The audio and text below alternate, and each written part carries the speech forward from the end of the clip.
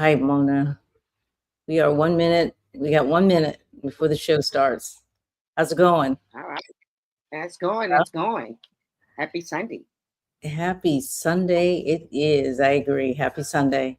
Listen, great show tonight. So, the United Nations, Mona, just passed a resolution calling the transatlantic trade the gravest crime against humanity. Get that. Some I agree. 123, sorry about that.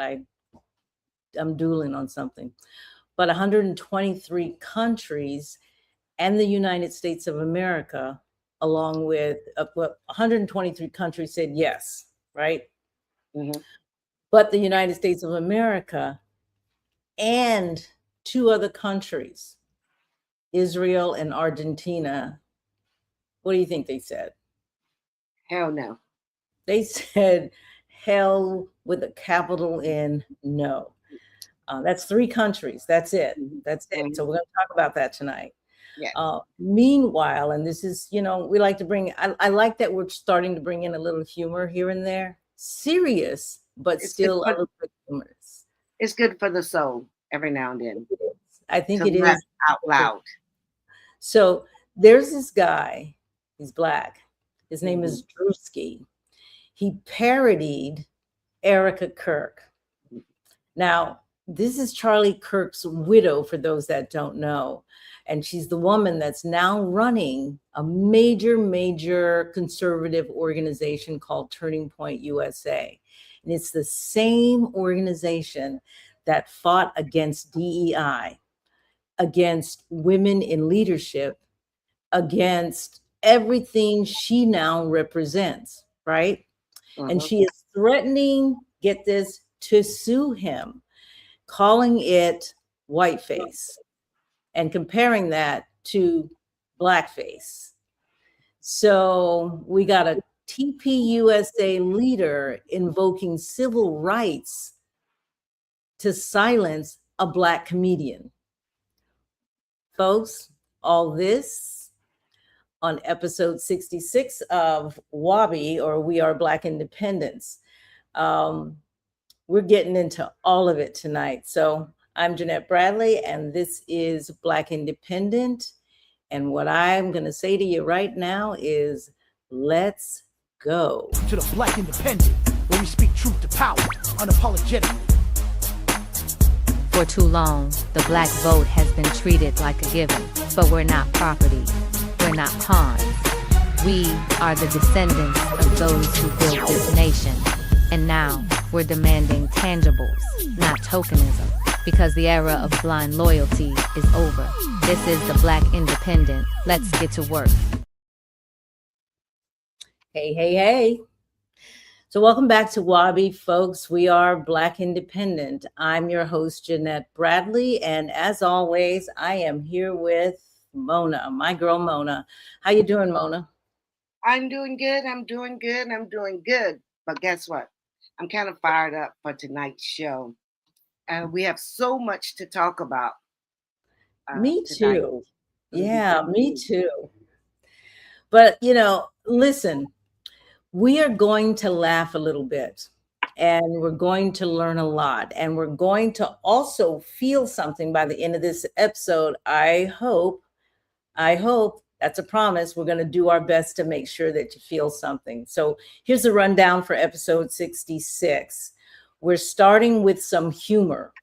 We mentioned earlier, Druski parodied Erika Kirk, Charlie Kirk's widow, who is now running Turning Point USA. And y'all, the irony, the hypocrisy, the comedy, and we are going, and we're just going there with her tonight. And then we are shifting gears. Yep, got to make that shift because the United Nations just did something pretty historic. Ghana, all right? Ghana in Africa. It's a country in the continent of Africa, because some people think Africa is a continent. Ghana is the country in the continent of Africa. Well, they introduced a resolution naming the transatlantic slave trade the gravest crime against humanity. 123 countries said, yep, you're right. Mm-hmm. And 2 of those 3 that said no are the US and Israel. Now, the other is Argentina, but we'll talk about that later. But 2 of the 3 that said no are the partners in crime, the US and Israel. So we're going to break all of that down tonight. The history, the politics, the pushback, and what it actually means for Black Americans. And we close with an action, because it's not just enough to talk about it. We got to do something about it. We got to start being about it, right? Yeah, we absolutely do. We do. So let's get straight into it. Yeah, so let's start out with Druski. Yeah. Druski. Mona, I never heard of Druski before. I didn't either. But I do remember seeing one of his skits about mega churches. I didn't know who he was. Yeah. It was either earlier this year, the earlier part of the year, or either last year. He was making skits about how these churches was putting on these big performances, and they got him flying in the air at a church. So it is something he does. Seriously, annoying. So yes. And when I saw the first skit, because he was doing it about black churches, because he was he was a black preacher. This is Druski, guys. Take a look at him. Take a look at Druski, because right now this man is becoming more famous than, I don't know, Michael Jackson was, and I do jest. But for those who don't know him, and I hope you do know him, he is a Black comedian and a content creator, probably best known for his Claudia Could Have Been Records character. So he has a character, apparently, that a lot of people are familiar with. Well, he pretends to be this terrible music executive, auditioning artists, and it is gold every single time he does it. Every time. And Jeanette, look, this young man got millions of followers across Instagram, YouTube, TikTok. As I did the research over, he's been in movies, done massive brand deals, has had little baby, Druk, Jake Harlem in his skits. And he is that guy in the comedy space right now. Like I said before, I do remember the skit for the mega churches coming across my Facebook feed. But I didn't really pay any attention to it, but when I did see it and realize what was going on, it was a nice chuckle every time. Well, apparently this guy has a lot of talent. And the thing about Druski is he doesn't do political commentary usually. So stepped into this lane. Let me I'm laughing before it's time to really laugh. People paid attention, and we're talking about people like us, like me, like I never heard of him before, but I'm paying attention to him like I'm now paying attention to Afroman. Right. But because he saw something that was just too good to pass up. So that's what artists do. I mean, he saw something there that presented itself and said, "Hey, I'm going to recreate that." Yes, Lordy. So get this, and I'm going to bring up a picture that for y'all see this guy right here, right? This is Druski. Now, would you believe it? This is Druski too. So let's talk about Erika Kirk, right?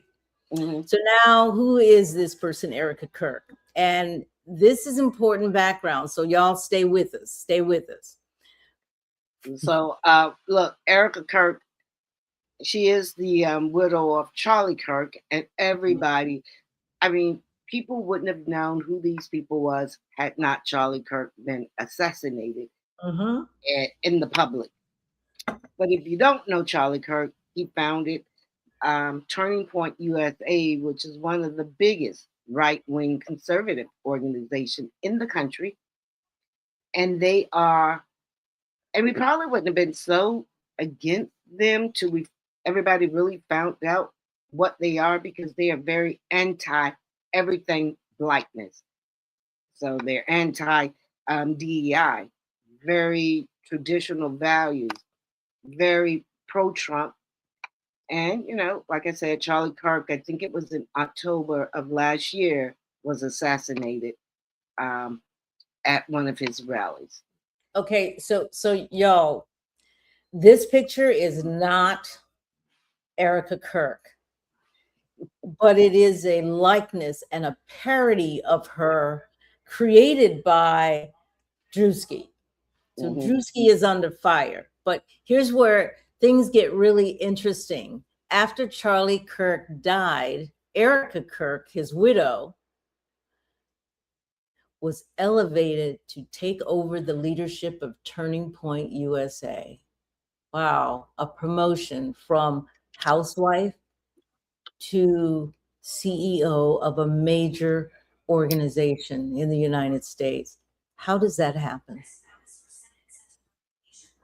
Yeah, well, we're going to get to the backstory of all of that. And I noticed, I don't say that he died, because he was killed. And even, like when they talk about Martin I'm so glad you said that. Yes. No, I'm just saying, No. trying, when they say Martin Luther King, no, you guys assassinated it. And you assassinated this guy too, in full public. So, but anyway, but let that picture sink in.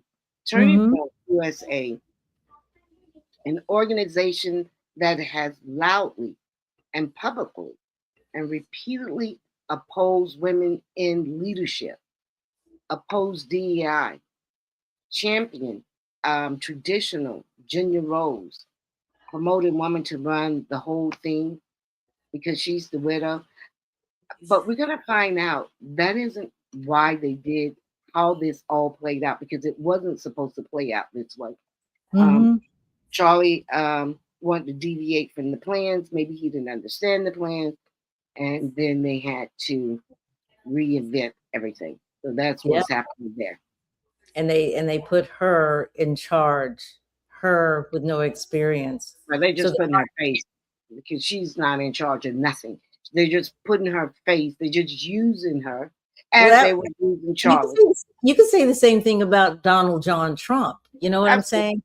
Absolutely. But the Heritage Foundation and all of those, and the tech bros and the oligarchs, they are using him to get everything they've ever wanted. And it's really turning out to be, I mean, even Netanyahu is getting everything that they ever wanted. Absolutely. So, everybody is getting what they want, but the American people. How about that? Exactly. And that's the same thing here. So the contradiction with Erika Kirk being in that position isn't subtle. This is the same organization that argues women should be in the home, that meritocracy is everything, that DEI hires are unqualified. Did you hear me? DEI, diversity, equity, and inclusion. And women, white women, have been the ones who benefited from it the most. DEI hires, they claim, Turning Point USA is these are unqualified people. And here we are, and here we are. And then they turn around and hand the keys to somebody based entirely on who she was married to. Yeah, but that whole reason that had to happen was because, of course, Charlie Kirk was deviating from the plan. And they felt like she would be the best next person to pull all of that young whiteness back to the center and back to Israel first and all of that. So they're using her as much as they use Charlie Kirk. So she, I believe, will be a little bit smarter than Charlie, because when we look at that bike story, she has probably been involved with these people way before Charlie Kirk even knew what was going on. So she would be able, it'll be a win-win. situation for her and the handlers in the background, I believe. But Yep. Go you ahead. know, but we they're using her. They had to do that, which is its own form of nepotism. You know, white people love to tell you and dictate to you what to do, but not for us. These rules are for you, not really necessarily for us, um, because they're telling uh, white women, because that's who they talk Mhm. to graduate from high school, get married, and start having babies. That's what they're saying to. Yeah, that's That, what they're that is saying. what they want. That is what they want them to do. Yes. And the laws behind that will really put them back into when the women's movement, when in the 1920s, when white women had no rights. That is where they're trying to put them, and I don't understand how their mothers aren't telling them how their grandparents and great parents live. Now, for Mhm. us, we're not buying that BS. Mm-mm. And that's the problem with Black people in America. We don't Mhm. buy that BS. Yeah, we're not. We, We're not buying that we, BS. yeah, we as a group do not buy that BS. Maybe around 8% of us do, but certainly the vast majority are saying, "Miss me with that mess," right? Right, right, So, right. and the internet, their biggest problem is that the internet is watching and paying attention. So, Mhm. so on the top of the contradiction of her being there at all, people have been watching very closely how she shows up, not just Mhm. whether she shows up or not. It is how she is showing up. And Mhm. there's a pattern that has gone absolutely viral. Yes, yes. So, like when Erika Kirk talks about Turning Point USA, Mm-hmm. about her husband's legacy, Mm-hmm. about the conservative causes, and the emotion she displays have struck a lot of people as performative. And you know why it's performative? Because Right. she knows that it wasn't his idea. See, she knows the bike story. And Yeah. sometimes when you have to go out there and promote a lie, she might not be a good liar. She's not a good actress, right? Because she knows that this wasn't really his legacy. It became his blueprint to follow. I don't think it Yeah. was his blueprint from the beginning. And that is why and I think deep down inside, she knows what happened to him. She knows Ooh. who had him killed, who ordered the hit. She Oh. knows it. But she Oh. do know that the guy that Oh. they arrested did not do it. That she knows. Okay. And so I believe, so in my opinion, I believe that's why she's having a hard time trying to fake it, because I mean it's performative. She's faking it because they're telling her you got to be sad, you got to do this, but you also have to do this because we still need to gather everybody immediately and don't let them the sheeps move, bring the sheeps back into the house. And in some way you can almost feel sorry for the poor gal. Yeah, well, maybe, but you know what? We think that she may know more than she's letting on, and allegedly she may have been a part of the whole Charlie Mhm. Kirk rise to fame, et cetera, et cetera. I mean, because they're putting her in place way too fast, as if it was not planned that Charlie would leave us so early. Mhm. Wink, wink. Yes. Um, but I, when uh go ahead. Yeah, I'm going to say it certainly wasn't planned. I mean, it looked like almost like this war, like they do this stuff off the cuff, right? It Yeah, doesn't look like it was thought out really well. I don't because know, but it, Candace Owens, she is breaking it down these last she, couple of months. wait, she sure is. And you know Yes. what? They did not expect that Charlie, because he was very genuine about his belief, Hmm. right? I'm going to give him that. He was genuine. He wasn't playing. So much so that he began discovering that Israel was not all it was cracked up to be, and that Hmm. the president was doing things that he was totally against. Hmm. So get this, he starts speaking to those around him, and that had to include his wife and his friends, and even some of the folks at Turning Point USA, that he was in direct disagreement with not only President Trump, but with what Israel was doing. And within, what to say, a month or so, he's no longer with us. And we're not saying anything other than what you know, people. Right. We're just saying connect the dots. But you know, it's something that I think we just have to be careful here. That with her, and I know we're insinuating certain things, but grief is real, and losing a spouse is also a very real experience that is very, I'm sure, difficult to go through. We're not saying her grief isn't valid as a human being. What people are critiquing is the public performance, as Mona mentioned earlier, the performative nature of what she's doing in a political context. She's using emotion as a tool to deflect from the very legitimate questions about her qualifications and the hypocrisy of her position. But not just that, her reaction to her husband's death. Yeah, I would say, look, and not just us. We're looking at it. You and I might be looking at it from a Black perspective, right? But even what we're hearing from white America, and there's just a difference between grieving and weaponizing, and we could see this group because immediately after, I think it was like 9 days old, 9 days later, they do that love fest, and people, including within the conservative circle, you know, they're kind of a little side eye, because when I looked at the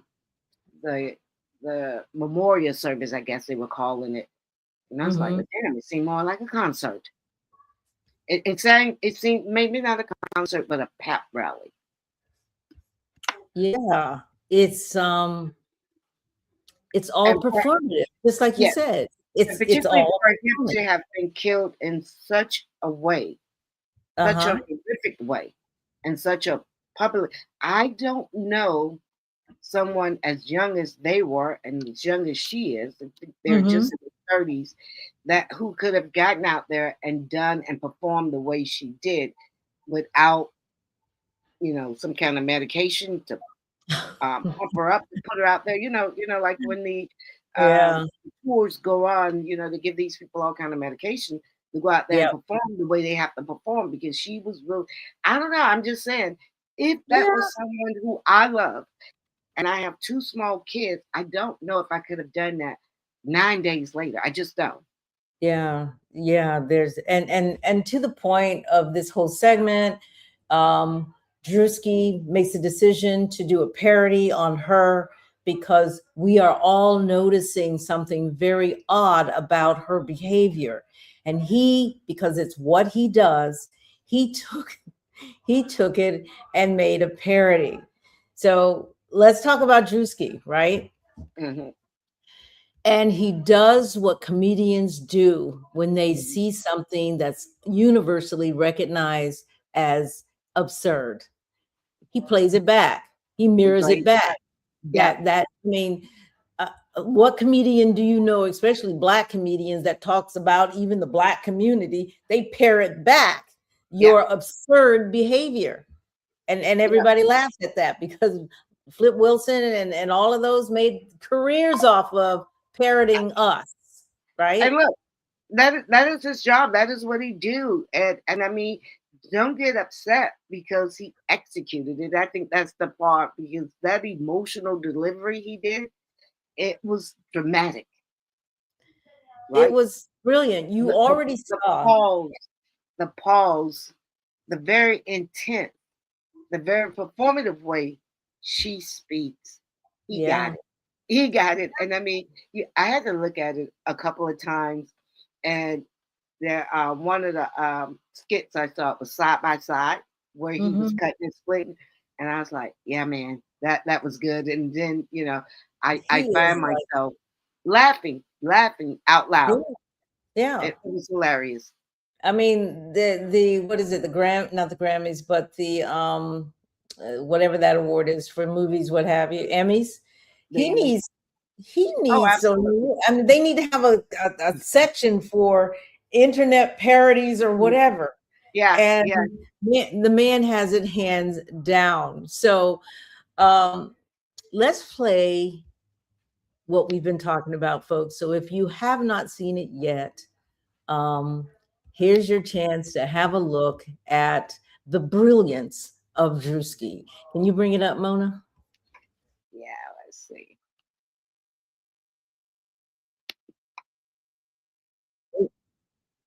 Okay. Is it coming up? Give me a second, okay? All right. Hold on 1 second. Kids that died when the USA hit the towers. It broke my heart. And take it to. Do you see where it is? Yeah. Take it All back. right. Son. All right. Yeah, I did take it back. Can you bring it up? It's up on This mine. is what sold me right here. All right. I got a commercial now. I knew it would give me. No harsh chemicals. This is actually kind of crazy. Here's why I'll never use regular detergent again. For years, I used. Namely, Erika Kirk. Get on your feet!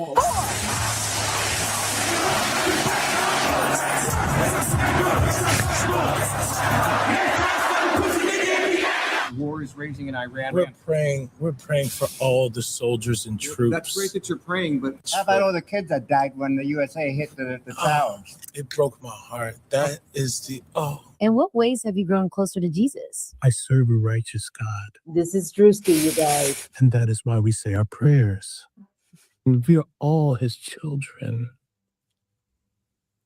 But when I say children, I mean like the holy, blessed Trinity, which is why I hold the Bible.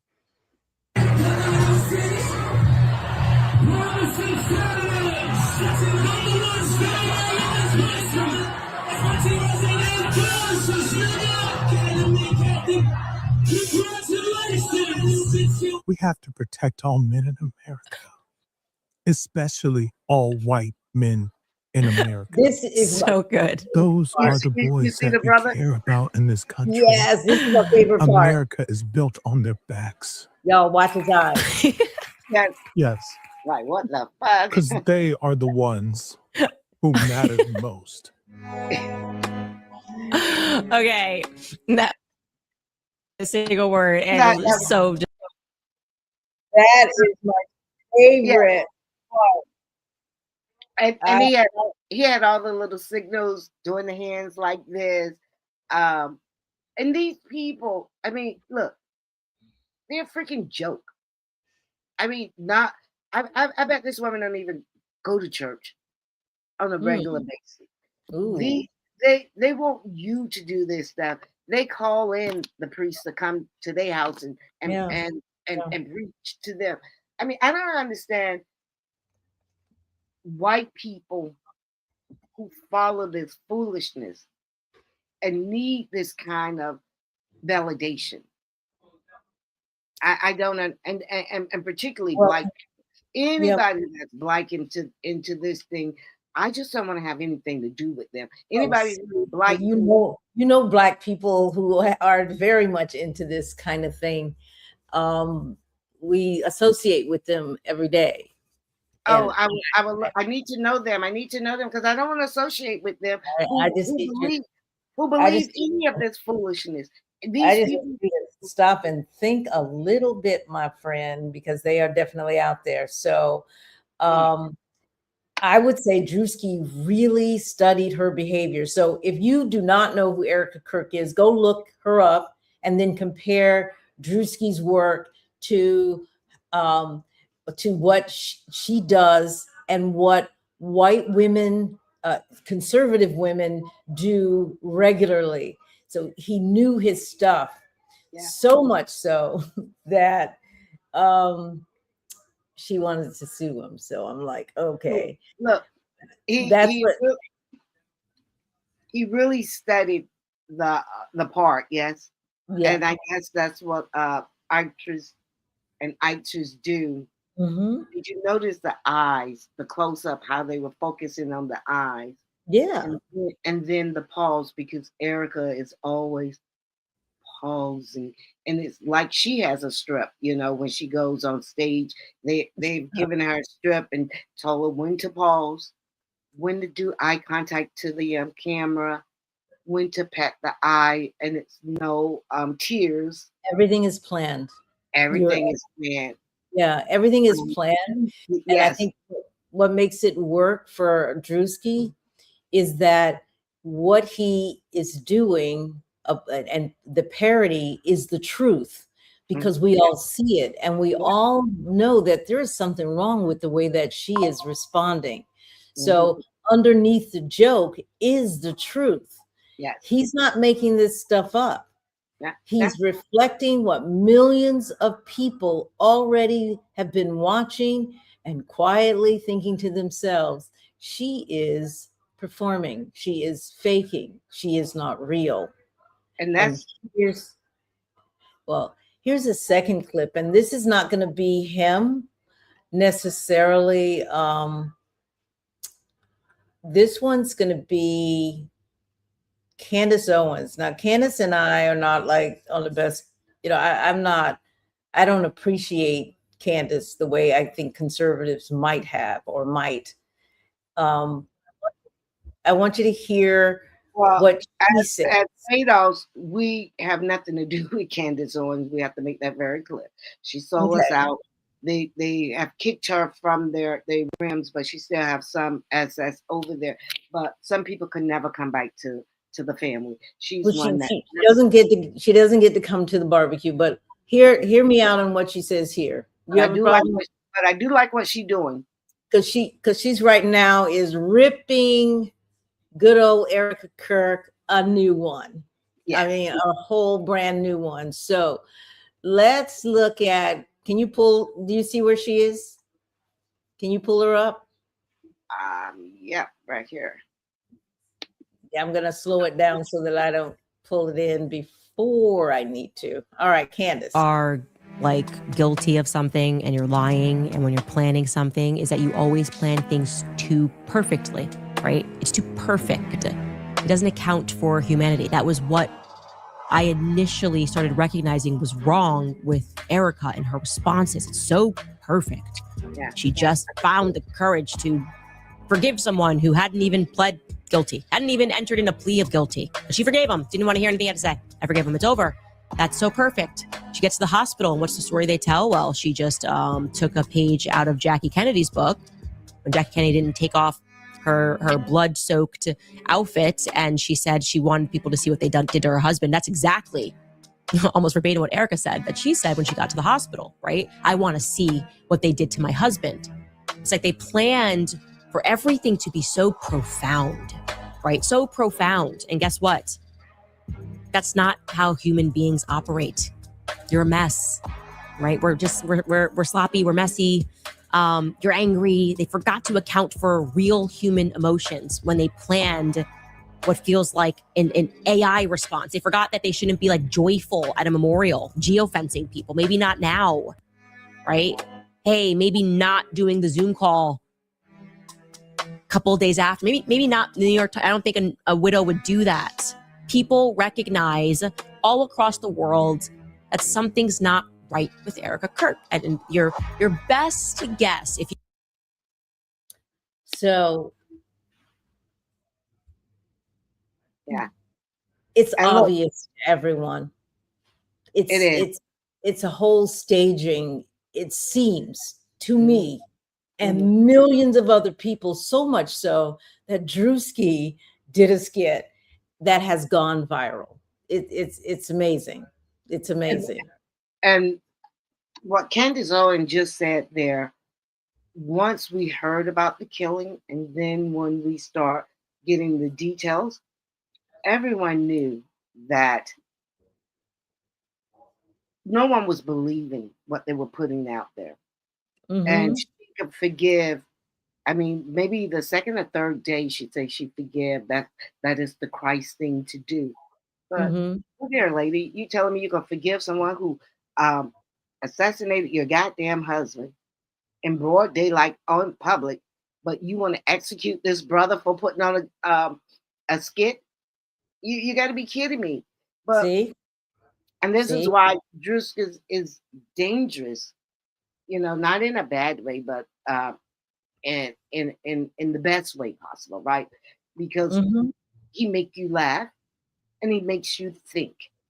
And now, even though they might have known that people didn't believe them 100%, but nobody probably was bold enough to say it. But a few of us were saying it. But now, I think in less than 2 days, this guy got over 1 million likes, right?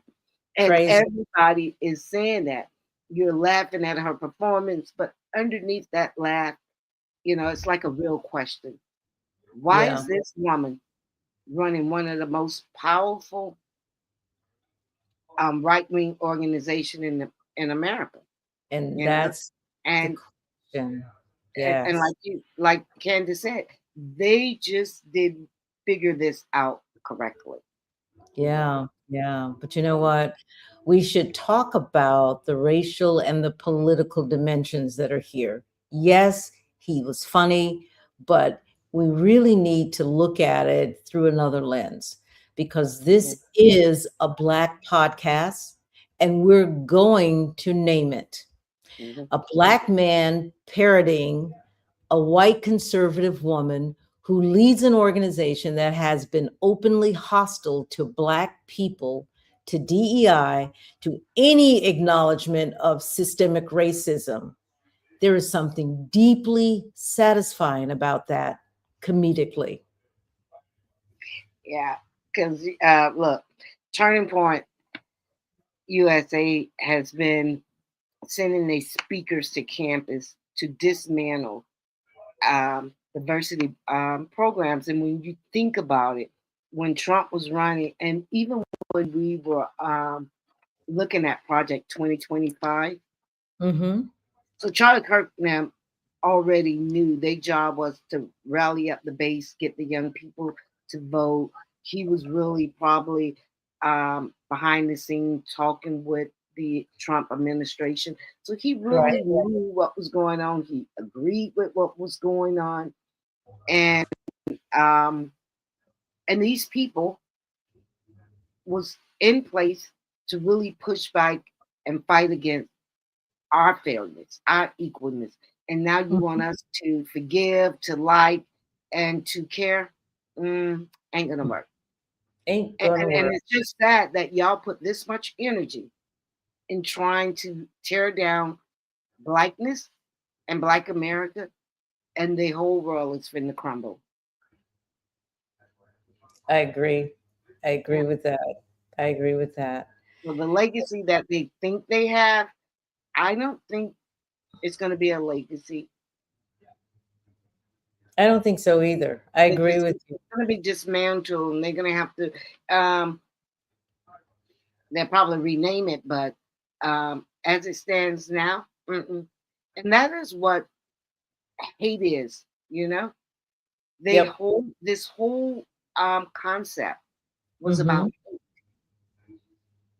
because I just don't understand. I swear I just don't understand why we all can't just, you live and do you, let us live and do us, and then we live together. Because we're not trying to harm y'all. We're not trying to suppress y'all. We're not trying to do this. I don't understand why they want. And I'm not one to say, kumbaya, why can't we all get along? I'm just saying, let us live. Because we're not going to allow you to take us back to where it was. That's just not going to happen. That's true, but I don't think it's in their DNA. And when I say there, I am parsing Black from white.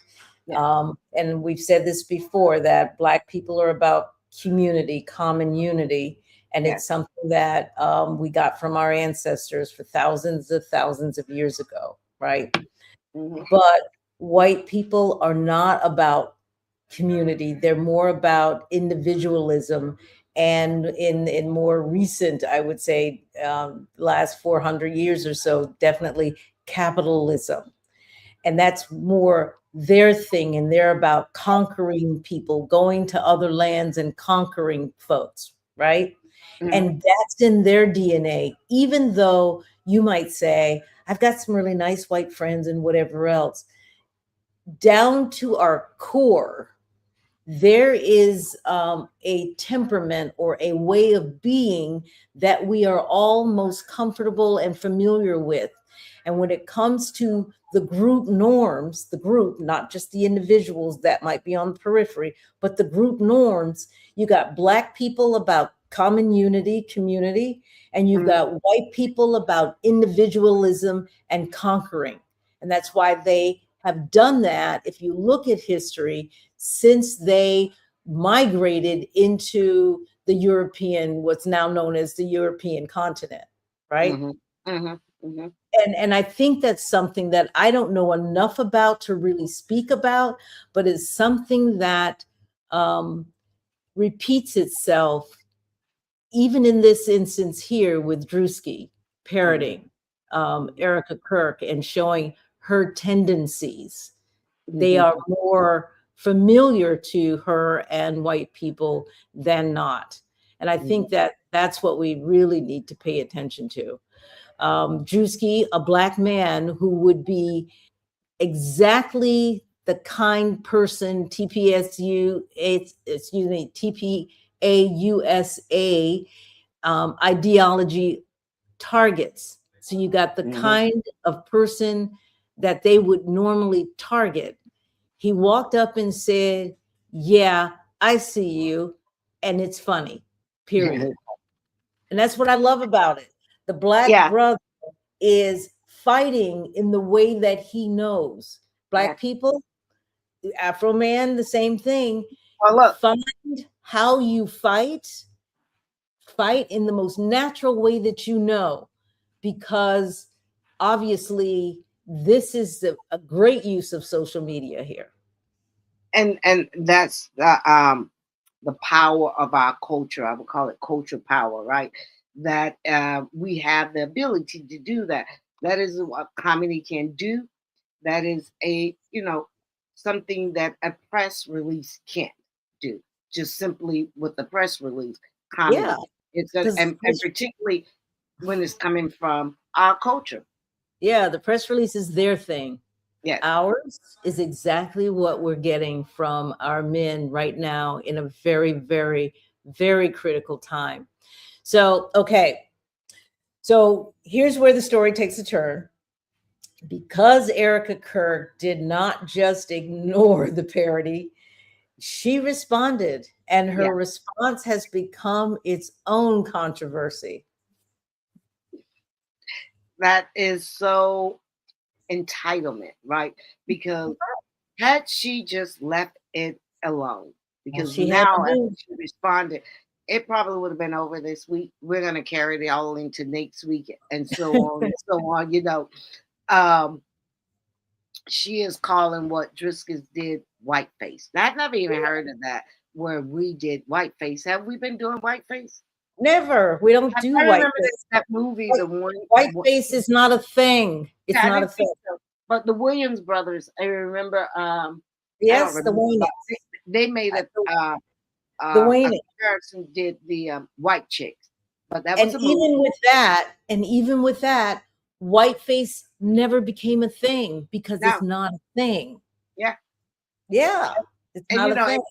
And comparing it to blackface and threatening to sue. But here's where I call these people such freaking hypocrite. Because wasn't it just last month or a month before last, the president put out something about President Obama and Michelle. Hello. Okay. Yeah. It was nothing degrading, but I can say now, when I saw every time I see the picture of him and of Erika's face, and I says, oh, kind of cute, look like a little piggy. Really? Pig face, and it's just, I don't know. She should have just took the laugh and moved on. Which is what the Obamas did, really. Yes. They didn't go say they wanted to sue somebody. They didn't call up. Do you know that I just read before we got online that she either wrote Elon Musk or somebody, and Yeah, asked to take the video down and off of X. I really, think it was on for X. Yeah, real, yeah, for real. yeah.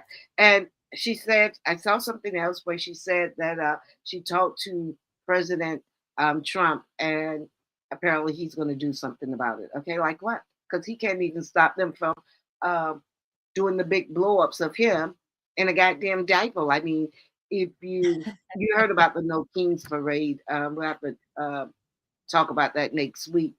But Yeah, they let's had talk his about it face next week. depicted everywhere, all over this thing. Oh my God.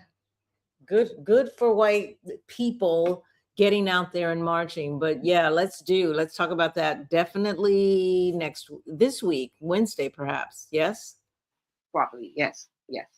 So I need everybody listening to really understand what is happening here. There's a white woman, and white women and black men, a very bad history together. But this white woman leads an organization that has fought against civil rights Hmm. for black people and anybody else who might be under them. They fought against it. She is now invoking the language and the framework of racial harm. This is in our history, folks. This is in our history. She's looking to have protection from a black comedian making fun of her fake crying. And Mona's already said she is calling out the big guns, Elon Musk, for example. Sound familiar? Right? Calling out the big guns to go take care of that black man. Hmm. Wow. It's crazy. And you said that she is fighting against civil rights, and I will make a correction. They want to reverse it. That is what they're doing. They want to push it back. So the audacity of her. We don't give a flying f how she feels. You said a flying F? A Look flying at f. you. Look at you. Hmm. The audacity of these people, and the people who are saying too, even white men's and women's coming to her defense. Are you freaking kidding me? Because Yeah. I recall just maybe last week, I believe she was on the campus of Arkansas, Yeah, and she she was was. talking to white boys about how they're being um how they Discriminated. being depressed, how they're being oppressed. And I was Uh-huh. like, you people, and we allow them. And we don't have anybody really pushing back against this. Like now that it's reverse racism going on. And Yeah. that is who you are. You're evil, and evilness and darkness is always going to come to light. So I can't Right. wait to it come to light for her and Turning Point. So on that note, I will Yeah. give Candace a 5. We'll give her But a 5. she Yay. Give still her a can't 5. come to the picnic. So, We could use her when we need to use her. and I think that's true. We see that she is one of those MAGA folks, ex-MAGA. I'm going to call her MAGA folks who who have turned around and they're starting to eat themselves. When this is, I didn't know the leopards would eat my face. They are turning around and eating each other up. Yes, That's a they good are. thing. And when they Yes. do make a good call, like she did on this one, 3 cheers for Candace. So I just want us to be really clear about what blackface actually is. Blackface has a specific documented history of dehumanization. It was used to mock, degrade, and strip black people like you and me of their humanity. It reinforced white supremacy. It was tied to real violence and real oppression, not fake, like they are trying to claim today with this, as Mona just mentioned, reverse racism, where white men need to be protected. That's ridiculous. Whiteface, Yeah. that is not a thing. Blackface, Right. I just told you, is a thing, right? It was Mhm. not just a comedian doing an impression. Yeah, yeah. And look, he didn't change any physical features, yes. He just mimicked a public figure, which, he could do. And her mannerism, that is called, and I want everybody to write this down, Jeanette. It is called Sartai. It is protected art, and it has been going on for centuries of legal and cultural credentials. I mean, Jesus, lady, you think you're the first one this has happened to? Yeah, not the first. I mean, like, did we like what your husband was saying and doing to Black Americans? Yeah. She feels special, and she is expecting the Epstein class, excuse me, I just needed to say that, to come out and protect her in full force, the way white men protected white women in the 40s, 50s, and 60s. That's what we're dealing with here, folks. So a little hint when the white woman with Emmett Till said, yes, exactly. He whistled at her. So, exactly. A Dane in distress, and they're supposed to come, and Elon say, yeah, it ain't nothing I could do about it. He's presenting herself as a damsel in distress. And that is very, very dangerous for Black men. So, I think that the thing that he did change about his figure was his skin, because I could have sworn when you said, have you seen the Black man that whatever? And I says, no, but I saw the white man that did. I really thought he was a white guy. Yeah, because I was going yeah, because when you told me that, I said, wait, I don't know if it was a white man. I haven't seen it. It wasn't a white guy. It was exactly as you said, the Black guy. And when I looked at it, I said, nah. That's why I showed his picture and what he was able to do to shift, because I was convinced it was a white gute. He was that good with regard to the makeup. So, guys, the fact that Erika Kirk is reaching for Whiteface as her defense tells you everything you need to know, because the only way that argument works is if you believe that white people experience racial oppression equivalent to what Black people have faced. You got to believe that mess. And if you believe that, then TPUSA's entire ideology starts to make a lot more sense, and not in a good way at all.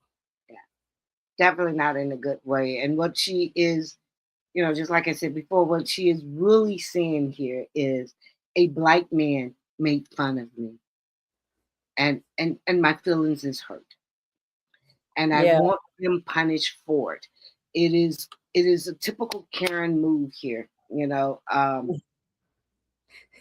exactly right. Calling Karen, and she just have a little bit more power where she could call the people at the top, right? Instead of calling the police.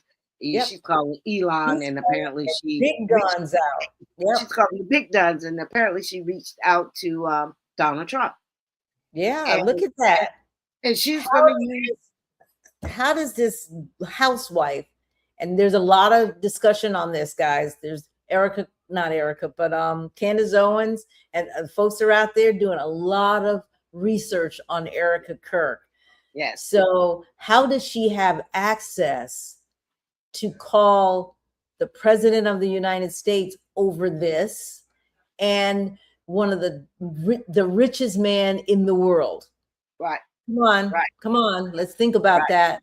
Let's think about it. And it appears that she has been knowing Donald Trump for a long time, since she was probably. That's what the research is telling us. Yeah. That's what we're finding out. Before Charlie Kirk, right? Way before Charlie Kirk. She could have even been a part of. Arranged. They set that up. Yes. She could have been part of how this was going to be set up, how it was going to be done, how they even moved to Arizona. Poor Charlie. Poor white boy. What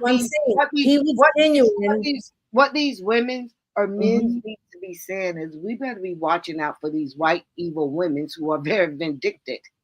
He was genuine, but she was in an internal spy that was supposed to keep him doing what he was doing because he appealed to young white college age students. Yeah, so unfortunate, isn't it?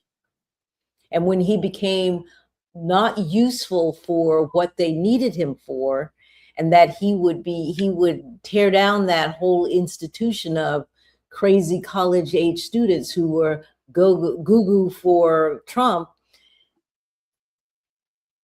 they got rid of him.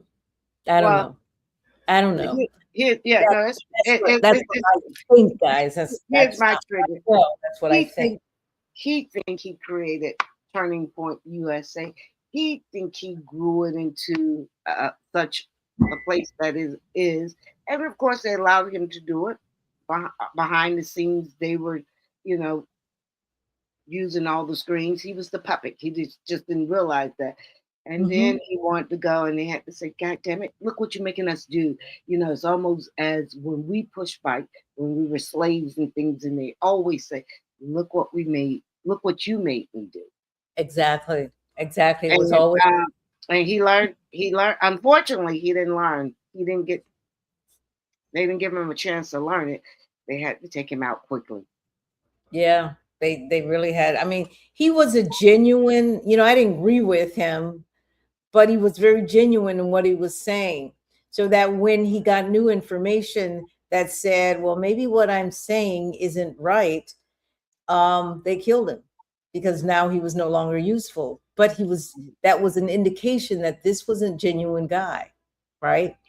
And is it genuine for him to say that, oh my God, when I get on a plane, because they have a narrative to say, and I would like to believe that these people don't believe this bullshit that you think black pilots aren't qualified. We just see this Canada plane that just crashed. They want to say it was two women.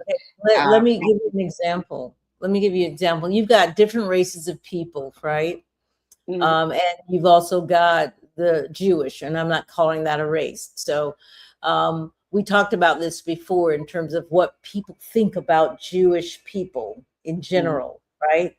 And what the sayings that our families or our parents said about money and where Jewish people were involved. And we have this thought about Jewish people that we all somewhat share. Same thing about the indigenous people or the Indian population. We have some thoughts about them and their inability to sort of get on their feet, even after receiving reparations, some of the tribes, and how they have not been able to manage, if you will. We have the same thought about Asians, so could he possibly have a thought about Black people in general that suggests that we are not as smart as, because that is the narrative that has been put out there, despite what we know in terms of our intellectual capability and our contributions to not only this country, but the entire world. We have a population of people that have gone through the school system here in the United States that tells them otherwise. Yeah, maybe, but it's just the whole narrative. They like to say, they always say black on black crime, just all of. Of course they do. It's the narrative, like you said. Just depicting us as the worst type of people, and we never know. Like, as we know who they are, we never just go around saying. But so now every time I get a chance, because I'm petty like that, every time I turn on Facebook, these white nationalist Christians, pedophiles, killing up the whole goddamn family, killing up the people. Like, why don't y'all just worry about you guys and let us take care of us? Yeah. And clean up your house, and because your shit isn't even clean, but yet you can tell us what to do. No, go talk to your people. How in the world is white men killing up the whole family? But notice the narrative is never that they are the violent ones, and they really are the most violent in the country. But that's not the narrative, because they aren't creating that narrative, and we are not creating that narrative either. But they are creating narratives about us, about the Jewish people, about the Asian people. The narrative is being created and perpetuated. And the reason why it may seem a self-fulfilling prophecy with Black people is they took the education system and put us in inferior schools after we were freed. We were inferior schools for the next 10, 20 years, right? So they were still moving ahead of us, and it took a while before we as a group could begin catching up, right? And that's still our Title I schools, it's almost like, oh my God, Title I schools are very high Black, high Hispanic, but high Black is a characteristic of these schools with low scores. So those are things that feed into some of the conversation that I think, especially that we saw with Turning Point. Even the Jewish people, you look at someone like Ben Shapiro, they push that narrative about us as well. Yeah, definitely. And then automatically expect us to have some type of alignment or allegiance with them. Who are you? Yeah, I would say yes, that is very true. So here's what's interesting and actually kind of encouraging. The pushback against Erika Kirk's whiteface claim is just not coming from the Black folks. His supporters, Black and white, Druski's got some supporters. They're largely united on this one. Absolutely.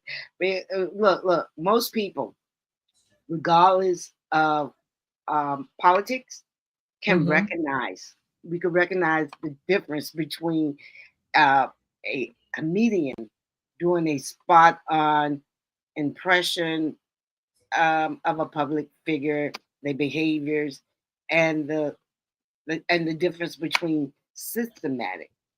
Very much so. Dehumanizing. Yeah. And when they do Black faces, they're trying to dehumanize us, you know? Yeah. And that's the difference. Because she said if she put on a Black face that she would instantly be canceled. No, because you people always want to do, you have to put people down. He just, like you said, parodied who you are. Yeah, it's the history that's associated with the action. It's not so much the action, whiteface versus blackface. It's the history that is associated with blackface, because blackface wasn't just making fun of someone. It was part of a whole apparatus of oppression. It was minstrel shows. It was Jim Crow laws. It was lynchings. It was used to argue that Black people weren't fully human. Just like you said, the whole dehumanization is really what it was about. You cannot compare what Druski did to anything about what the whole whiteface thing. You can't make the comparison. Yeah. And honestly, the first time when we really saw it was during The Birth of a Nation. Remember that when that movie came out? Yep. With the blackface, the fact that she is threatening to sue him, a Black comedian, for making fun of her, for what? While her organization have fought against the legal protection of Black people for years, while they're trying to push back on everything we fought for. Yeah. The irony of it, to me, is not lost. And I don't think it's lost on most people who are paying attention. Yeah, I'm sure it's not. Daryl is saying they don't like it when we talk about their precious white women. And that's true. And that's why she ran to Elon Musk and President Trump. Absolutely. She needed power to take care of that Black man. So because it's now, listen, with the Afroman, they were cops and they went to the cops. They tried to sue too, right? mm-hmm. See the parables there? Exactly. Exactly. So if we get into Iron Man, so now this threat of a lawsuit, Erika Kirk threatening to lodge a lawsuit against Druski, it actually brings up something really important. And this is where we do, like you said, get to Afroman. Yeah. And this is, this is such a good connection because in less than 1 month, in the same month, last week we talked about Afroman exactly, was it last Sunday? It was last Sunday, yes. Yeah, so exactly 1 week and now this, and all the white people are crying. But I love it. For those who don't know the Afroman story, we did talk about it last Sunday, and it's just everywhere. Everybody is talking about Afroman, even on the conservative stations and podcasts. So Afroman is a rapper, Black, probably best known because of the I Got High. But a few years ago, police raided his home. Yep. Nothing new in the Black community, right? They found nothing. It was a wrongful raid. They violated his rights. And instead of just filing a lawsuit the traditional way, Afroman did something creative.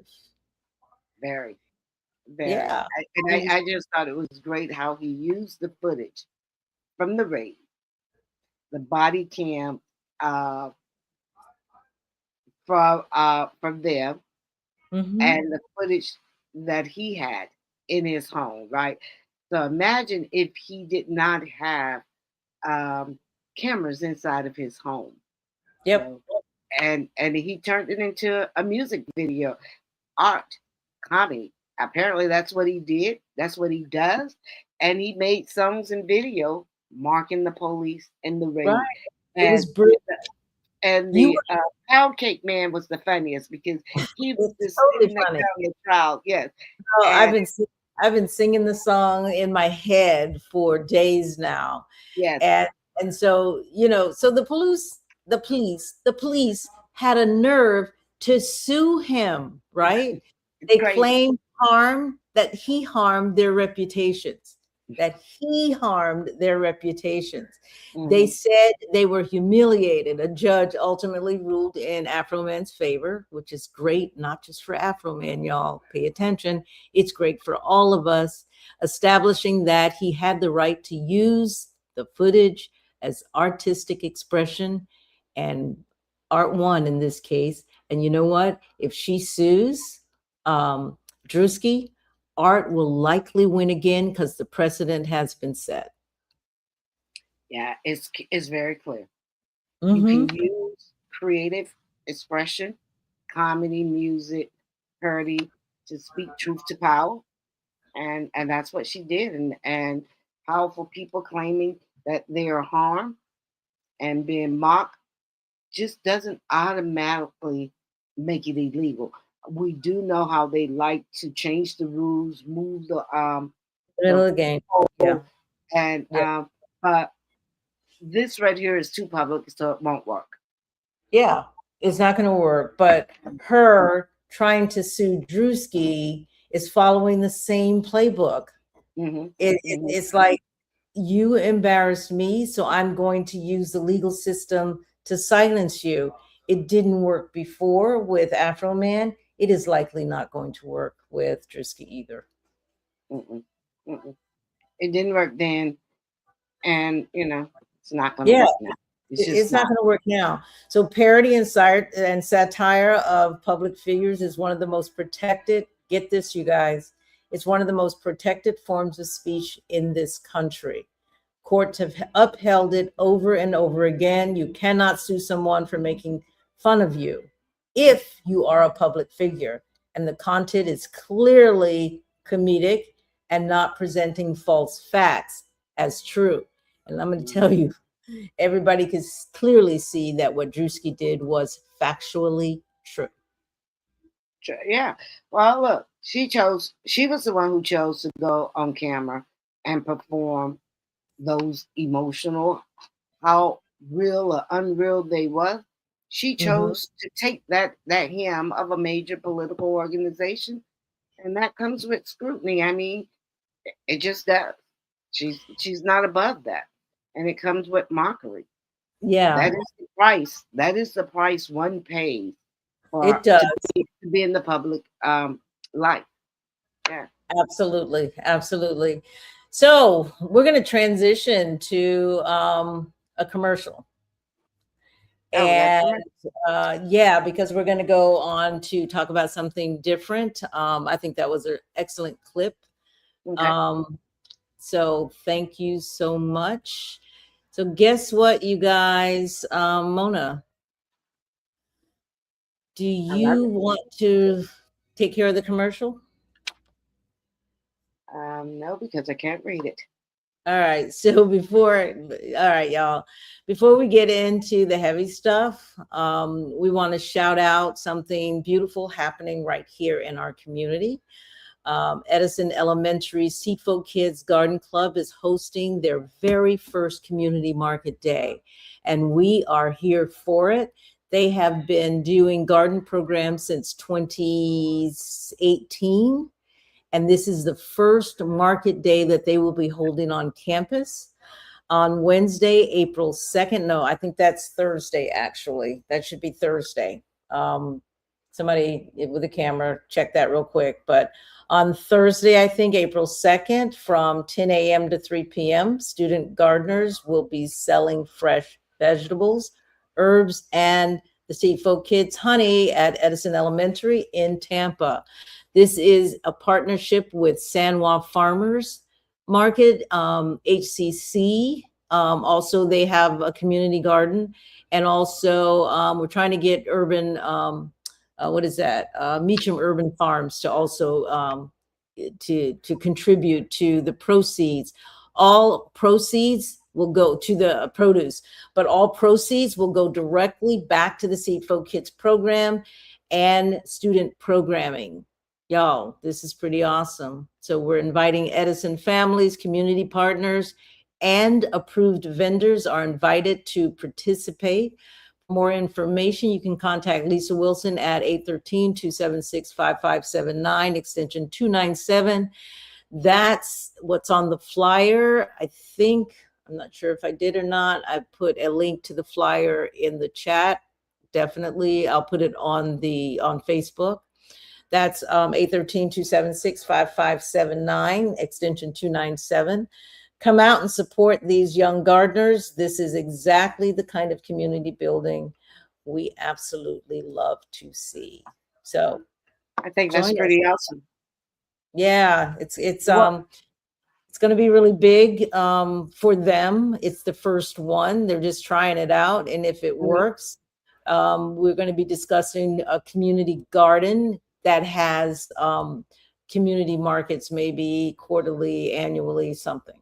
So we're going to be pushing to have an answer to the food desert there in the community.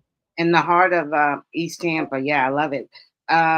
What are some of the produce and veggies you guys will have there? You're going to have cabbage, collards. You're going to have fruits, various fruits and vegetables. We're still going down the list. We're going to have various spices there, the typical stuff you normally buy. Okay. So some of the things will be come directly out of the kids' gardens, and it will be marked straight from Seat Folk Kids Garden. Whatever it's coming from San Juan will be marked. Whatever's coming from HCC's garden will be marked. So you'll know exactly what you're buying. So you guys come out and join us. It is on Thursday, I want to say, April 2nd. Well, April the 2nd, I just looked it up. It is Thursday. It's April the 2nd. Awesome. So Thursday, April 2nd. So it should be really great. So from 10 to 3 all day. From 10 to 3 all day. And the kids, of course, are in school during the day, but during their lunch periods, they will be coming, putting on a Seat Folk Kid apron and serving the customers. but also after school at 2:55. In that last hour, they will be out there, especially with parents coming to pick their children up. They will be out there servicing customers. Okay. Now, is that right before Easter? Is Easter the Yep. following This is Sunday? today. Isn't today Palm Sunday? Um, I don't know. I don't know. So I Okay. think today is Palm Sunday, so I think it is Easter. I think Okay. it is. Okay, so next week, so this is next Thursday, so next week is Easter. So that's perfect. You buy your collard greens or cabbage right from there and all your veggies for the holidays. If you're cooking. Absolutely. You come buy them, you cut them up, you put them in the freezer, you are good to go on Sunday. So it should be pretty exciting. So Mona, we have it's 7:15, so we got a good half hour, maybe 40 minutes 40 to minutes. kind of talk about this UN resolution. We can talk about what happened and why it matters. So we got about 30 minutes to do that. So I feel like this did not get the kind of coverage that it should have gotten from a Black perspective with mainstream media. They don't cover things where we kind of screw up. And in my opinion, our answer to this was screwy. Mm-hmm. Mm-hmm. Yeah. And and that says something in itself. Yes. Yeah, absolutely. That we did. And now last week, so I was busy all last week, so I really didn't look at any news, and I just caught the really highlights of it. But or mostly I learned about it was probably on social media. Yep. Versus television. Well, so Ghana under President John Dramani Mahama introduced a resolution to the UN. The resolution called for the transatlantic slave trade to be recognized as and I'm going to quote here, the gravest crime against humanity. It also called for reparations and justice.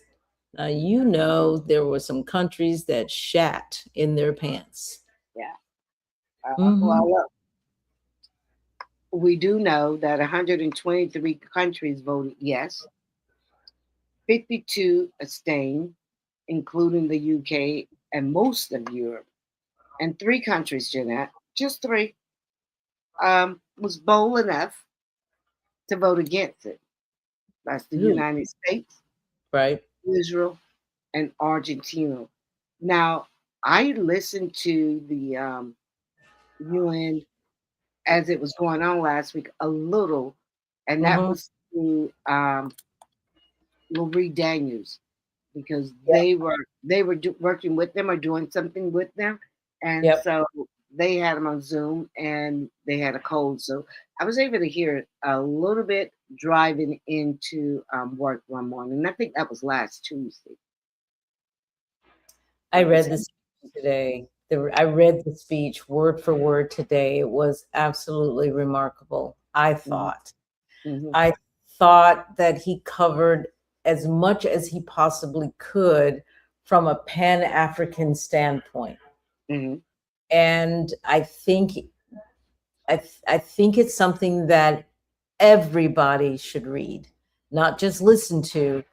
I think we all need to just read it and let it kind of sink in. Yeah, I think it needs to sink in, because there were 3 countries, as you said, that said no. Read it and then let it sink in as to what it is that we're dealing with here. I often, when I'm hearing versus reading, you could really feel it different when you're reading and seeing it versus just hearing it, because the dialect anyway. So reading it will definitely give you a clear understanding of what's going on. much more clear than it's like reading a movie. I mean, like looking at a movie and then reading the book. You get so much more. Yeah, you get so much more out of the book. So I was actually looking for something, but here's what it says in a nutshell, y'all. Breaking down the resolution. Recognizes the transatlantic slave trade as the gravest crime against humanity. It acknowledged the speech at least 12.5 million Africans were abducted and sold between the 15th and 19th centuries. It called for reparations and justice for descendants, right? This is from a Pan-African viewpoint at the UN, where 123 countries says yes, and 3 said no, 52 abstained, as Mona mentioned. This is what you need to know. It's the UN. It is not legally binding, but it carries major political and moral weight. And it's one of the reasons I think we need to read it, because there's an international conversation happening right now. And if you're in the know, you can keep that conversation going in a very consistent way with the rest of the world. You can build on it from your own personal country, but if you understood the larger viewpoint, then it's like we're coming together around something that could benefit everyone.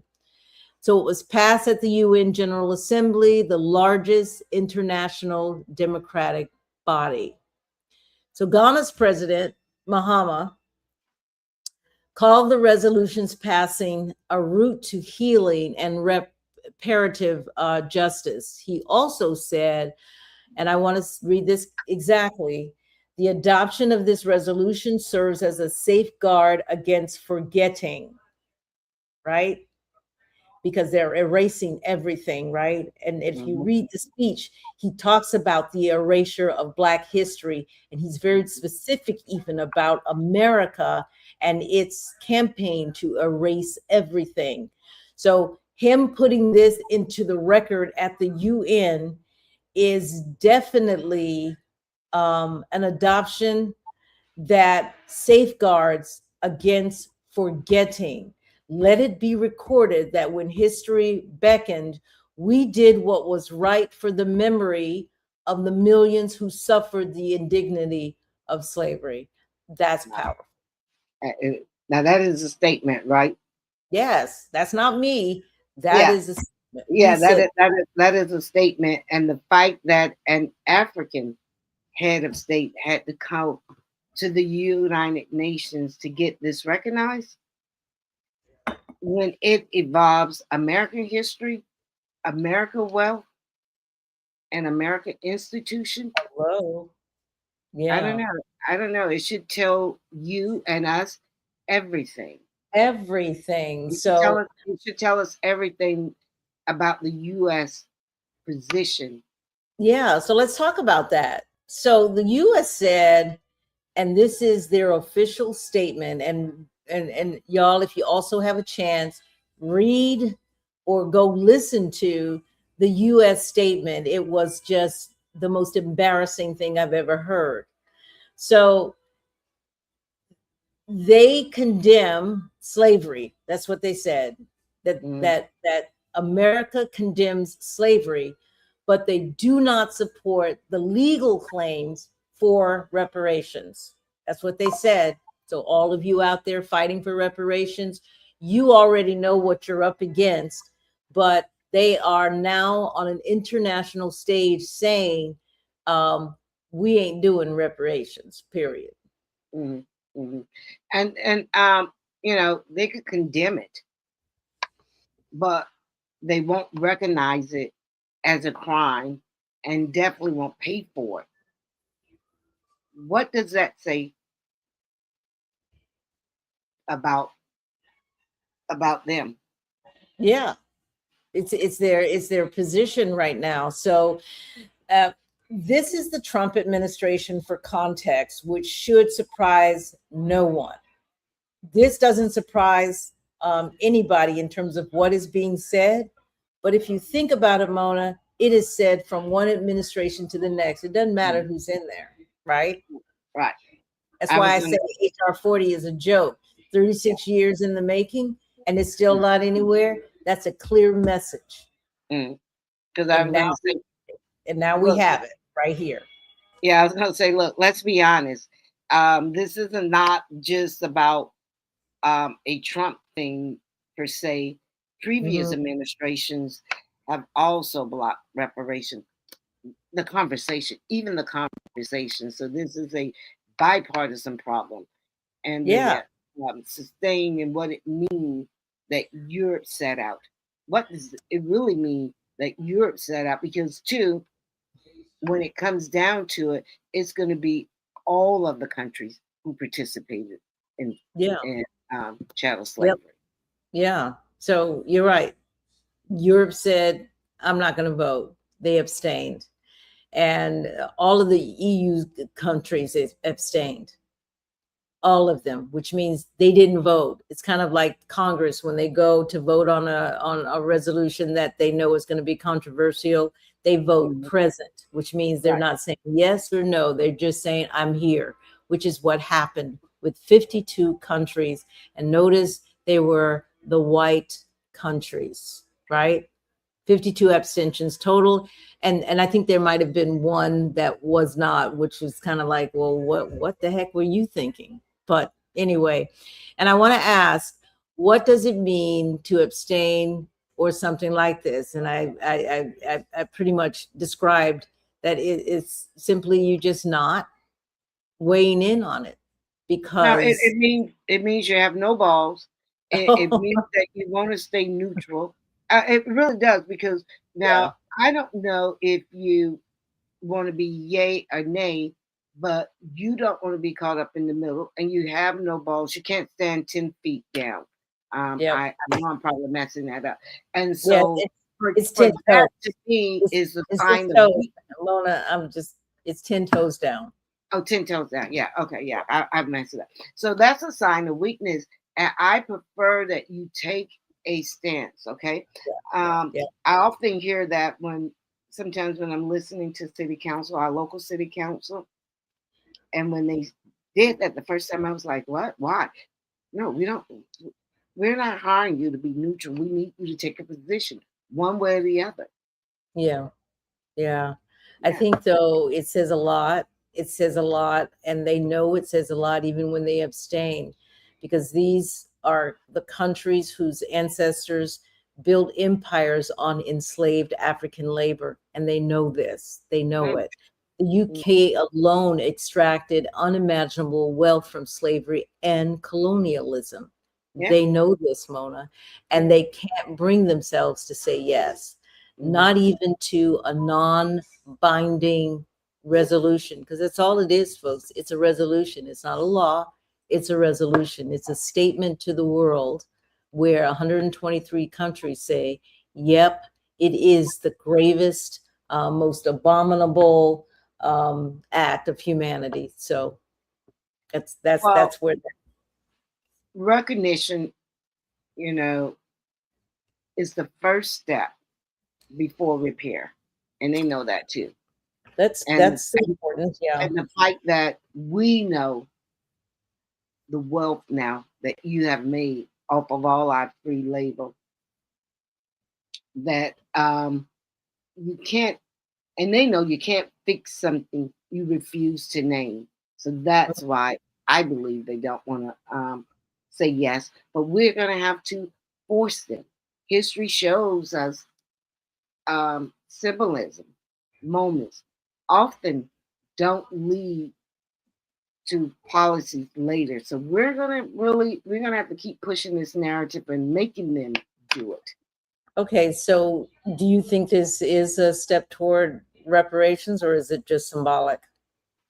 No, I think it's a step towards it. It is a moral record now on file, right? Yeah. Yeah. And then we have the recording of who stood on the right side and who didn't. Yeah. So, That's yeah, that's very true. I do think we're moving in the right direction. Yeah. With it. Mhm. I would be interested to hear what organizations like ADOS or FBA say. Um, Also about there's one guy, this book that I think is a great reference. I pulled it. You know how you like look back and try to show your books? Uh-huh. This book from Here Equality, I sometimes reference it with William Darity and Christian Mullen. A Uh-huh. great read. In fact, you're going to just see me with all kind of Right. annotations. I It's see you highlight. I often oh highlight. yeah, it's a I, wonderful, wonderful informational book that gives it contributes to the literature on how to move toward a reparations for descendants of slavery, because they're claiming, well, we can't do it, we can't figure it out. When there are scholars out there figuring it out. We just have to stop and let them do it. But you're right, it's a step in the right direction. the same And thing with ADOS. It's a nice beginning for reparation reframework. It is already out there. It's already done. But Jeanette, my question is, Yep. why do you think Israel voted against?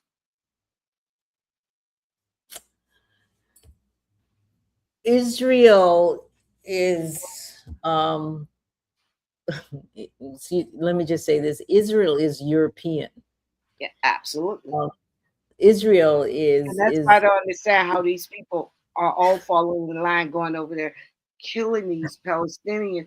These people are by nature European. Israel is colonizing Mhm. The Mediterranean. Israel should be in Germany, in France, in all of those European countries. They have no business, in my opinion, where they are. So yes, they understand the atrocities, and the Zionists really do understand that they have forced themselves into a land that's full of brown people, right? Mhm. That they have no business being there. So repair, geez, that's a lot of repairing that needs to occur. Absolutely. Yeah. And I have to often think when I heard it, particularly when we knew that this wasn't a binding resolution, and it says, why risk being on notice that you resist the acknowledgement of the harm historically that this chattel slavery did? I don't understand, but I do think, because if they name it and claim it, then maybe we use that when we get ready to take them to court. So that would be the only thing. But with the three countries that voted no, we also need to identify the 52 that sustained, because that's a problem. Yep. Kevin Beckham agrees. Majority of the world supported the resolution, so it certainly, he agrees with you. It's a step in the right direction. Yep. We definitely agree there. So now we know what happened, and let's move on to the history of the Irish slavery myth that some people are going to use to muddy the waters on this one. So we really got to be clear on the conversation. It is a step in the right direction, but it's up to us now to pick up the baton. We cannot, in America, be fighting against each other rather than continuing to move it in a direction that brings clarity to the situation, because they're going to do their best to muddy the waters. So, yeah. Well, look, the comments are already going to be wild. They're already coming in. So they're definitely going to do that. I read some comments, and I tell you, the white boys, the uninformed white boys are in full bloom. They are going nuts. So anytime Black people bring up the transatlantic slave trade, somebody, and you know who, brings up the Irish. The Irish were slaves too. And we need to address this directly and factually. Yeah. Because, you know, it's a lie. And I mean, I'm capitalizing lie. It's a lie. It's a goddamn lie. A specific intentional lie designed to muddle the waters, as you say, and derail the conversation. And maybe these people just don't really understand the difference between always slavery in the Bible, slavery anywhere else, versus what happened with us. It is totally different. And you know what? We went through that, I think, in episode 64 or 65. And even when I was doing the research, I didn't really understand, because for 400 years, from the first time my ancestors got here, every generation up until 1865, every child that was born, you was born into slavery. You was born. That didn't happen to nobody else but us. Yes. Nobody else but us. Yes. So if we look at it, and again, being clear right now, you guys, is what's going to be key. If we're going to sit back and stay out of them streets, because most of us, the majority of us, very thankfully, did not get out in those streets on Saturday, March 28th, because we're doing something different. We're moving very, very differently. You already saw Afroman, and you already saw Druski, and now we really, and now you've got Ghana, who's making this resolution and getting agreement from 123 countries. So we have to know, the ancestors are telling us, this is how we should move. So what happened to the Irish, we need to be very clear on, because they are going to try to muddy the water. It was brutal, it was exploitative, and it was deadly for the Irish. It was no crystal stair, right? And we're not minimizing that. So we're not going to minimize it. We're not going to say, well, we were, but listen, folks, but what they experienced was not slavery, not the way that we understood chattel slavery, or we understand it in this country. It was indentured servitude. That's what it was. That is different than what we went through. And that is not the same as chattel slavery. It is just not. The key differences, listen here, and I'm going to read through this. Indentured servitude servants were bound for a set number of years. They could go free. Indentured servants, maybe 7 years, I think that was the number, and they could go free afterwards. They had legal personhood. They were people. They were considered people, not chattel. They could be taken to court. They could sue, right? They could eventually own land. They could vote and enter white society. So eventually, afterwards, they have the full rights of being a citizen. Enslaved Africans were property for life, with no end date, no contract, no rights. Their children, get this, this is key. Their children inherited enslaved status. Born property. They were born property. They could be bought, sold, separated from family, mutilated, and killed with little to no legal consequence. There was no pathway into the society that enslaved them.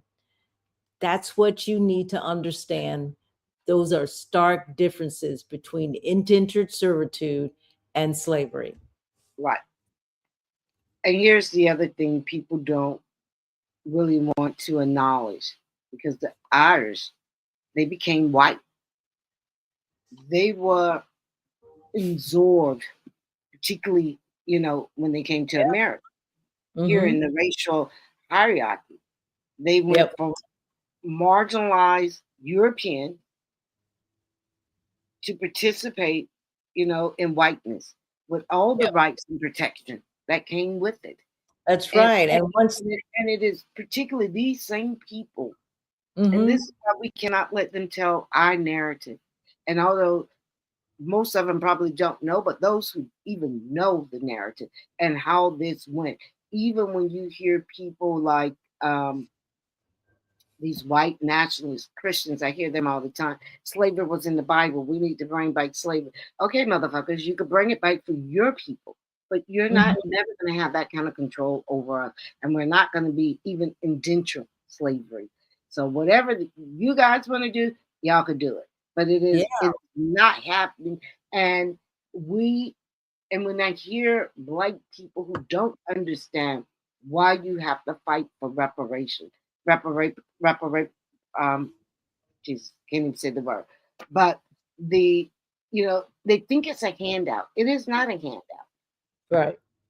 It is not a handout. Your whole lineage for 400 years you was treated less than human. Yeah. Yeah. No and wealth, no growth, no anything. Yeah. And when we got out of slavery and we start making even the slightest movement to sell, what did they do? Yeah. So yeah.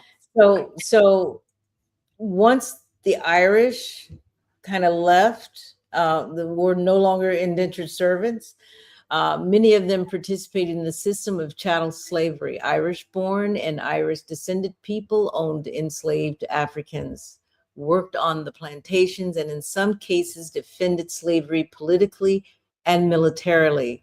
There are hundreds of Irish slaveholders documented in British reports. So that we were slaves too argument collapses on itself. And we need to understand that, because that will be what they use to say, well, we should get reparations too. But, let's talk about what the resolution actually means for the reparations movement here in the country. So let's try to bring this home, because we're going to try to be conscious of time. The UN resolution is not legally binding. Y'all need to know that it's not a law. It is not a law. I'm going to say it one more time. It is not a law. No checks are being written today. Don't expect a check in the mail from the UN or from the United States, because they done already told you no. But why does it still matter, you might ask? So that's just a waste of time, you might say. Because, in my opinion, it's a global acknowledgement that 123 countries looked at the history and said, yes, this was a crime. Not an economic system, not complicated, but a crime. And it was. Definitely was a crime. So it matters because one of the main arguments against reparations in the US is that it was a long time ago, right? We hear that a lot. It was a long time ago. Nobody alive today was responsible. But come on, this resolution says the consequences are still here. Okay, when you are talking, this is what you got to say. The consequences are still here. Racial disparities are still here. The wealth gap is still here. And when you just said, people say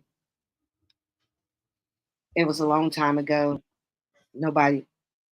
if the Jews find out that someone or something is still involved in the death and the killings of Jews, they still go after it. So we cannot allow that to be said, the wealth that was extracted from enslaved African labor, I'm sorry, but it built this country, and they know it. And not only did it build the country, it built the banking system, Yep. the insurance industry, the railroad, and definitely the cotton economy.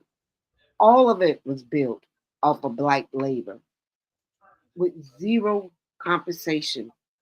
And I don't know, they want us to play the long game, and we're gonna still wait it out, and we're gonna play it, and we're gonna fight. And in the end, we will, I believe, get reparation. Reparation. You know, my mom says, you know, well, that's great, but I'm not going to be here. And I was like, probably not, Mom. the Yeah. fight, And the I might fight's not gonna be go here. on. And I don't think that I'm going to be here either. So let's just call it. But the fight needs to begin and happen now. I'm going to say begin, but this is another step in the fight for us to continue it going and not to just drop the ball. So, so I think that's important.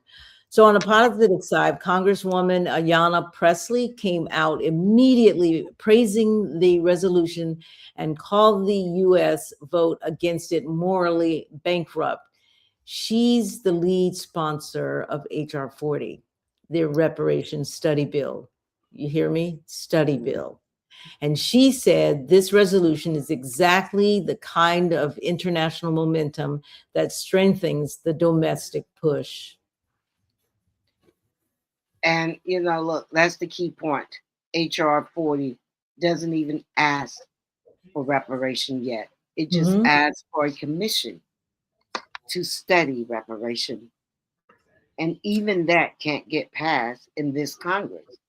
So having, in my opinion, 123 countries on record saying that this was a crime matters as a pressure point. And it has to be something that the Black Caucus and all of us now are moving that forward. It shouldn't take long to do a study here. We've had multiple studies, all we have to do. And I say just hire Yvette Carnell and let's move this. I say hire Yvette Carnell, William Darity. You can bring in Tone. You could bring in, I'm not sure about Tariq, but because people got so many negative things to say about not Tariq. Right. So, you bring him in, he's just one person.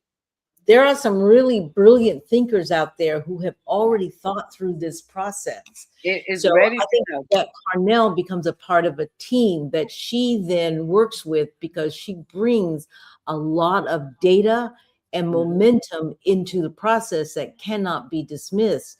And she herself said, if it were not for her and Tone, we may not even be talking about it necessarily here in this country. So it has moved along, but she's not the only one out there, I think, with some really good information and data.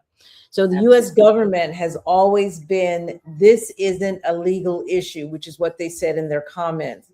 Pressley fired back, saying, hiding behind the idea that slavery had no legal prohibition at the time is, quote, and this is what she said, historically inaccurate. Slavery was always a crime against humanity, full stop, full stop.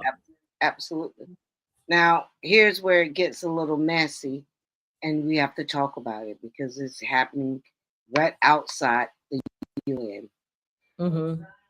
A small group of FBA protesters, foundational Black Americans, connected to the American Freeman Legal Fund, showed up outside of the UN to oppose Ghana resolution, not to support it, to protest it. Their argument was Ghana and African nations was trying to position itself to receive reparation money that should go to American descendants of slavery specifically. They felt America was trying to cut in line. What you think? Seriously. So ADOS and FBA movements have a legitimate core concern. that reparations for American descendants of chattel slavery are specific, and they don't want those funds redirected or diluted. That to me is a very real conversation that needs to be had. I don't think that we ignore what happened with the resolution. We don't ignore the efforts here in the United States, but we figure out how to move together forward, not just within this country or any other country that might also be working on their issues, but we figure out how to move together. I'm going to say this, and then you can close it out because we're at 150. What I believe is we can't afford to fight each other while the system will stand untouched. So right now, what the Ghana president did, recognition right now is leverage. And if we know how to use it, it just seemed like the door will start cracking open. Now, the question going to be, are we going to enter that doorway together without fighting? Because we just can't fight each other right now. And I think you make an excellent in point. my opinion. Yeah, I think your opinion is on point. But here's what we want you to take away, folks who are listening. This resolution doesn't put a dollar in anyone's pocket today, but 123 countries just told the world this was a crime. The consequences are ongoing, and the conversation about remedy is legitimate. That's what we're building on. That is the foundation. So international pressure has moved domestic policy before. It happened with South Africa apartheid. You guys remember that? It happened with the civil rights movement getting global attention. Words at the UN are not the end, but they are not nothing either. So tonight, guys, good show. Wabi family, we're going to bring it home. So today we laughed with Druski. We talked about the power of parity and representation. And then we got serious because the United Nations made history with a resolution calling the transatlantic slave trade the gravest crime against humanity. And the United States, y'all, voted against it. But we expected that because of all of the work that's been done to date, and they've been turning their back on it. And that matters, not just as a headline, but as a reflection of where we are and where we need to go. So here's some 5 things you can do this week.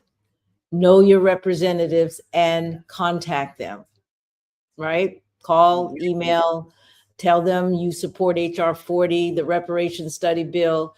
Ask them where they stand. Use House government, Senate government to find your reps. Support Black-owned media. Roland Martin is telling us this all the time.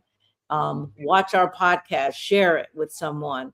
There is Black-owned media that's going to talk about the issues that are relevant to you. It's time for us to get on the same page. Educate yourself and your circle on reparations. This is a start, but you've got to do the homework yourself. Support community institutions, folks. Like we talked about CFO Kids having the market on Thursday, Edison Elementary. We will see you there. You've got to support these kinds of initiatives and stay informed and stay independent. Folks, before we go, if this episode moved you, educated you, or even just made you laugh just a little bit, please subscribe to Wabi on YouTube. Hit the bell so you never miss an episode. Leave us a comment. Share this with somebody. It means everything to us. We are Black Independent because you all keep showing up, and we are not going anywhere. Until next time, I'm Jeanette Bradley. And I'm Mona Judge. Stay free, stay independent, stay Black. You got anything else? I think you said it. I like that. Stay free, stay independent, and of course, stay true to your Blackness. You know what? We struggle with that, but you know what, y'all? Let's do it. All right. Bye-bye. Peace.